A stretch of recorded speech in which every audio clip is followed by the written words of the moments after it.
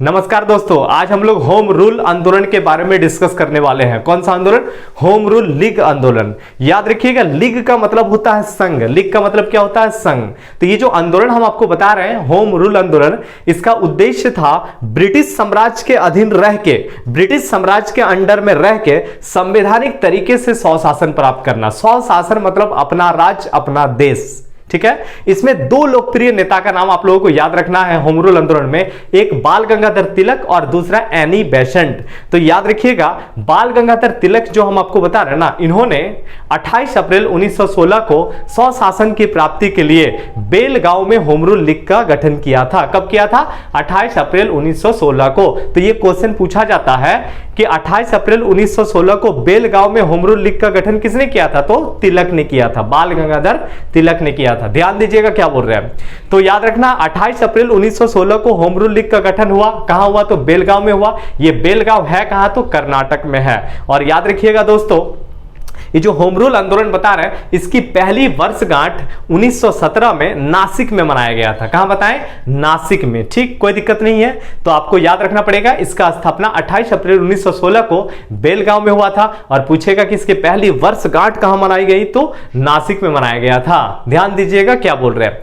देखिए, ये जो एनी बेसेंट हम आपको बता रहे हैं, ये आयरलैंड की रहने वाली थी। कहां की रहने वाली थी? आयरलैंड की। भारत आकर के इन्होंने अपने आप को पूरी तरह से भारतीय बना लिया था। ठीक है। भारत 1891 में ही आ गई थी एनी बेसेंट। अपने आप को पूरी तरह से भारतीय बना लिया। अपना पहनावा, खान पान, शिष्टाचार, अपने आप को पूरी तरह से भारतीय बना लिया था। और आयरलैंड में होम रूल आंदोलन चल रहा था। तो उसी टाइप का याद रखिएगा आंदोलन का स्थापना एनी बेसेंट ने सितंबर 1916 में मद्रास में किया था। तो क्वेश्चन ये पूछा जाता है कि तिलक ने होम रूल लीग का गठन कहां किया? तो बेलगांव में। क्या? कब किया? 28 अप्रैल 1916 को। वहीं एनी बेसेंट के बारे में क्वेश्चन पूछेगा कि एनी बेसेंट ने इसका स्थापना कहां किया?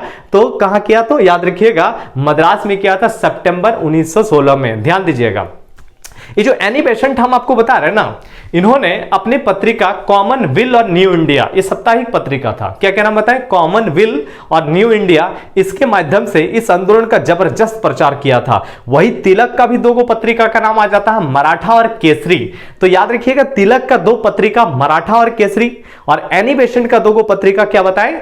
तो कॉमन विल और न्यू इंडिया। इसके माध्यम से इस आंदोलन का जबरदस्त प्रचार किया गया था। बहुत ज्यादा इसका प्रचार प्रसार किया गया। क्वेश्चन पूछा जाता है कि ये जो आंदोलन है होम रूल आंदोलन, इसका सचिव कौन था? तो जॉर्ज अरुंडले आप लोगों को याद रखना है। सचिव का नाम क्या बताएं? जॉर्ज अरुंडले। ठीक है।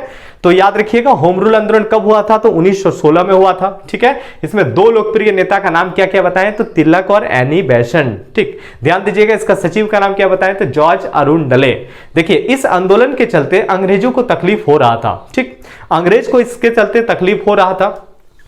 तो जब याद रखिएगा, अंग्रेज को कभी भी तकलीफ होता है किसी भी आंदोलन के लिए, तो अंग्रेज एक नीति अपनाता है। क्या करता है कि वो क्या करता है? गिरफ्तार कर लेता है। तो गिरफ्तारी के बाद क्या होता है कि आंदोलन शांत हो जाता है। लेकिन याद रखिएगा, यहां पर भी ठीक वैसे ही हो रहा था। ध्यान दीजिएगा क्या बोल रहे हैं।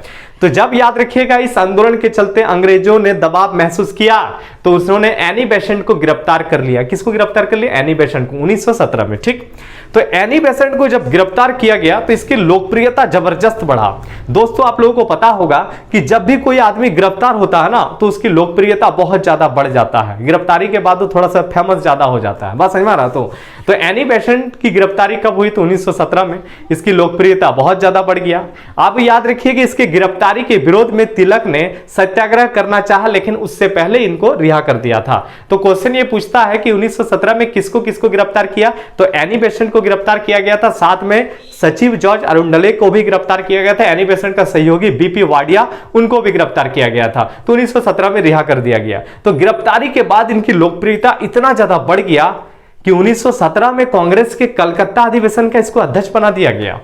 ये बहुत इंपॉर्टेंट है। क्वेश्चन हमेशा पूछा जाता है कि 1917 में कांग्रेस के कलकत्ता अधिवेशन का अध्यक्ष कौन? कांग्रेस का कलकत्ता सेशन का अध्यक्ष कौन? तो याद रखिएगा, एनी बेसेंट। और याद रखिएगा, ये कांग्रेस की पहली महिला अध्यक्ष है। क्वेश्चन पूछता है कि कांग्रेस की पहली महिला अध्यक्ष कौन? तो याद रखिएगा, नाम क्या बताएं? Annie Besant. ध्यान दीजिएगा, एनी बेसेंट ने याद रखिएगा अध्यक्ष के रूप में कहा कि भारत अब याद रखिएगा अनुग्रह के लिए घुटने पर नहीं, बल्कि अपने अधिकारों के लिए पैरों पर खड़ा है। भारत अब अनुग्रहों के लिए घुटनों पर नहीं बल्कि अपने अधिकारों के लिए पैरों पर खड़ा है। ध्यान दीजिएगा, ये जो आंदोलन आपको हम बता रहे बहुत तेजी से बढ़ रहा था, अंग्रेज को तकलीफ हो रहा था। तो अंग्रेजों ने क्या किया, 20 अगस्त 1917 को, जब अंग्रेज को तकलीफ हो रहा था तो 20 अगस्त 1917 इस दिन, ध्यान से सुनिएगा क्या बोल रहे हैं, ब्रिटेन की एक सभा में मॉन्टेग्यू ने एक प्रस्ताव पढ़ा। ये जो मॉन्टेग्यू हम आपको बता रहे हैं ना, ये भारत का सचिव होता है। कौन होता है, भारत का सचिव, सेक्रेटरी। तो 20 अगस्त 1917 को मॉन्टेग्यू ने एक प्रस्ताव पढ़ा, ठीक है। अब इस प्रस्ताव में भारत को कुछ सुविधा देने का बात कहा कि भारतीयों को कुछ सुविधा दिया जाएगा। ध्यान से सुनिएगा क्या बोल रहे हैं, ठीक। आप याद रखिएगा 20 अगस्त 1917 को जब प्रस्ताव पढ़ा ना, तो एनी बेसेंट ने क्या किया, होम रूल आंदोलन को समाप्त करने की घोषणा कर दिया। तो ये क्वेश्चन पूछा जाता है कि होम रूल आंदोलन को समाप्त करने की घोषणा कब किया गया, तो 20 अगस्त 1917 को, ठीक।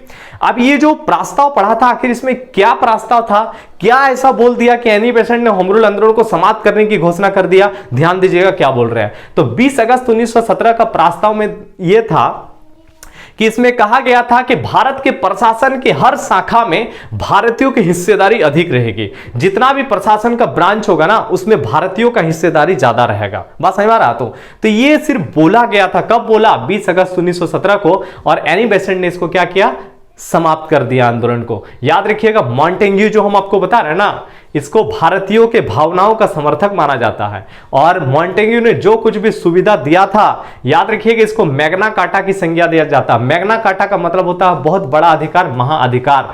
ये मैग्ना कार्टा एक्चुअली फ्रांसीसी शब्द है, लेकिन इसका प्रयोग जो है ब्रिटेन ने किया था। तो याद रखना है 20 अगस्त 1917 को घोषणा किया और होम रूल आंदोलन क्या होता है, समाप्त हो जाता है। ध्यान दीजिएगा।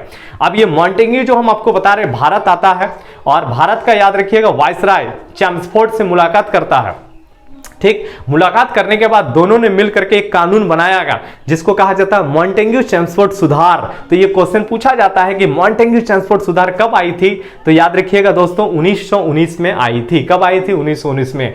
तो याद रखना है कि 1919 में मॉन्टेग्यू चैम्सफोर्ड रिपोर्ट जारी किया गया। मॉन्टेग्यू चैम्सफोर्ड सुधार कब, तो 1919। मॉन्टेग्यू भारत का सचिव और चैम्सफोर्ड जो है ये भारत का वायसराय है। दोनों ने मिलकर के जो कानून बनाया ना, उसी को मॉन्टेग्यू चैम्सफोर्ड सुधार कहा जाता है। अब इसमें क्या क्या सुविधा दिया गया था, ध्यान से सुनिएगा क्या बोल रहे हैं। तो 1919 में पहली बार, सबसे पहले तो आपको याद रखना पड़ेगा कि द्वैध शासन की व्यवस्था की गई, दोहरी शासन, ठीक है। 1919 में बोला प्रांतों में द्वैध शासन होगा, दोहरी शासन होगा प्रांत में। बात समझ में आ रहा है क्या बोल रहे हैं। प्रांत का मतलब राज्य होता है, राज्यों में दोहरी शासन। तो याद रखिएगा दोहरी शासन क्या होता है, ध्यान से सुनिएगा क्या बोल रहे हैं। कहने का मतलब यह है कि आपका टैक्स वगैरह वसूलने का काम कौन करेगा, तो अंग्रेज करेगा। टैक्स वगैरह कौन वसूलेगा, अंग्रेज। बदले में राजा को कुछ पैसा दे दिया प्रशासन वगैरह चलाने के लिए। तो एक ही जगह में दो जन शासन कर रहा है ना, ठीक। तो याद रखिएगा ये बोल रहा था सहयोग करने के लिए, लेकिन ये एक्चुअली सहयोग नहीं था, ये रणनीति था। किसका, अंग्रेजों का। तो क्वेश्चन पूछता है प्रांत में दोहरी शासन कब था, द्वैध शासन, तो 1919 में। इसके अलावा 1919 में सिख और ईसाइयों के लिए पृथक निर्वाचन का व्यवस्था किया गया था। बहुत इंपॉर्टेंट है, 1919 में सुविधा क्या दिया, तो सुविधा यह दिया था कि विधान परिषद में शामिल होने का अधिकार दिया। इसके अलावा लोक सेवा आयोग, सिविल सर्विस का प्रावधान किया गया कि अब भारत का भी आदमी सिविल सर्विस में बैठेगा। तो इस तरह का सुविधा कब दिया गया था, तो 1919 में दिया गया था। किस आंदोलन के दबाव में आकर के दिया था, तो याद रखिएगा होम रूल आंदोलन, जो कब हुआ था, 1916 में। तो याद रखिएगा दोस्तों होम रूल आंदोलन 1916 में हुआ था, ठीक है। इसका उद्देश्य क्या था, ब्रिटिश साम्राज्य के अधीन रह के संवैधानिक तरीके से स्वशासन प्राप्त करना, ठीक। इसमें दो लोकप्रिय नेता का नाम भी आता है, तिलक और एनी बेसेंट। तिलक ने इसकी स्थापना 28 अप्रैल 1916 को बेलगांव में किया था। एनी बेसेंट ने कहां किया था, तो मद्रास में किया था सितंबर 1916 में। तिलक का दो पत्रिका मराठा केसरी, एनी बेसेंट का दो पत्रिका कॉमनवेल्थ और न्यू इंडिया, इसके माध्यम के प्रचार प्रसार किया था। याद रखिएगा होम रूल आंदोलन का सचिव का नाम क्या बताएं, तो जॉर्ज अरुण डले। याद रह जाएगा, कोई दिक्कत नहीं है। एनी बेसेंट को गिरफ्तार कब किया, 1917 में। कांग्रेस की पहले महिला अध्यक्ष एनी बेसेंट। गिरफ्तारी के बाद लोकप्रियता इतना ज्यादा बढ़ा कि इसको कांग्रेस का अध्यक्ष बना दिया गया, है ना। और समाप्ति पूछेगा तो 20 अगस्त 1917 को समाप्त क्यों किया गया था, क्योंकि मॉन्टेग्यू ने ब्रिटेन की एक सभा में प्रस्ताव पढ़ा कि भारतीयों को कुछ सुविधा दिया जाएगा, प्रशासन की हर शाखा में भारतीयों की हिस्सेदारी ज्यादा रहेगी। इसके बाद इसको समाप्त कर दिया गया। तो आगे का टॉपिक नेक्स्ट वीडियो में हम आप लोगों को बताएंगे, ठीक है, कि मॉन्टेग्यू चैम्सफोर्ड सुधार के बारे में भी आप लोगों को और बताया जाएगा। तो दोस्तों यदि वीडियो अच्छा लगा है तो चैनल को सब्सक्राइब जरूर कर लीजिएगा, लाइक शेयर वगैरह जरूर कर दीजिएगा। मिलते हैं नेक्स्ट वीडियो में। जय हिंद दोस्तों।